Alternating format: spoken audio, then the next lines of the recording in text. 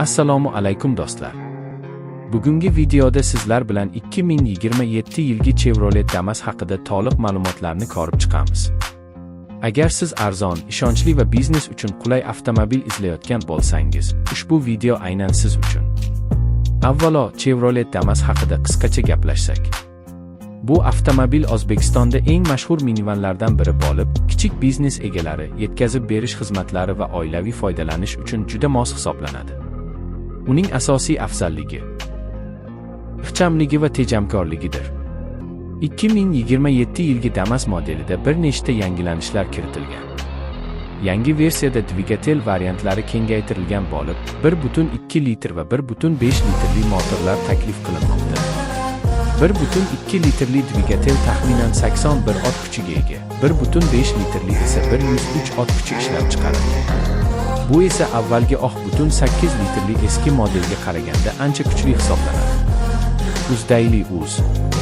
Transmissiya ham yaxshilangan. Yangi Damas 5 pogonali yoki 6 pogonali mexanik uzatma bilan taqdim etiladi. Bu esa yo'lda barqarorlik va qulay haydashni ta'minlaydi. Uzdaily Uz. Endi dizayn haqida gaplashamiz. Tashqi ko'rinish deyarli o'zgarmagan, lekin kichik modernizatsiyalar mavjud. Faralar va bamperlar biroz yangilangan, umumiy dizayn esa klassik va sodda qolgan. Bu esa Damasni tanib olishni osonlashtiradi.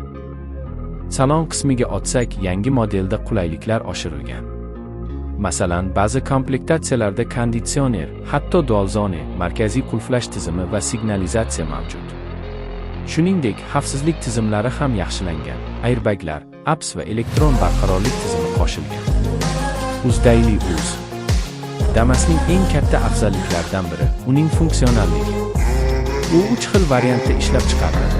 Yo'lovchi, 7 o'rinli, kombi, yo'lovchi yuk va to'liq yuk tashuvchi furgon. Yuk ko'tarish sigimi esa 560-650 gacha yetadi. Bu esa kichik biznes uchun juda qulay. Chevrolet Uz. Yoqilgi sarfi ham muhim omil hisoblanadi. Damas odatda 100 kimga taxminan 7 litr yoqilgi sarflaydi. Bu esa uni juda tejamkor qiladi. Shahar ichida ishlatish uchun ayni muddao. Chevrolet Uz. O'lchamlari ham ixcham, uzunligi taxminan 3.8 metr, balandligi esa 1.9 metr atrofida. Shu sababli tor ko'chalarda ham bemalol harakatlana oladi. Uz Cursive Media. Narxiga kelsak, 2027 yilgi yangi Damas modellari O'zbekistonda taxminan 134 million so'mdan boshlanadi va komplektatsiyaga qarab 150 million so'mgacha yetadi. Uzdaily Uz.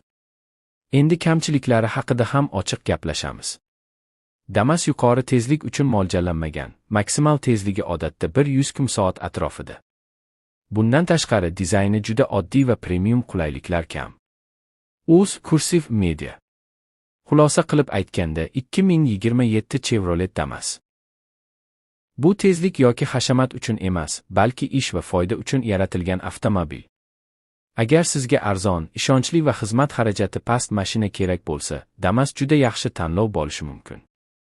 Agar video sizga yoqqan bo'lsa, like bosishni va kanalga obuna bo'lishni unutmang. Keyingi videolarda yana foydali avtomobil sharhlarini taqdim etamiz. Rahmat.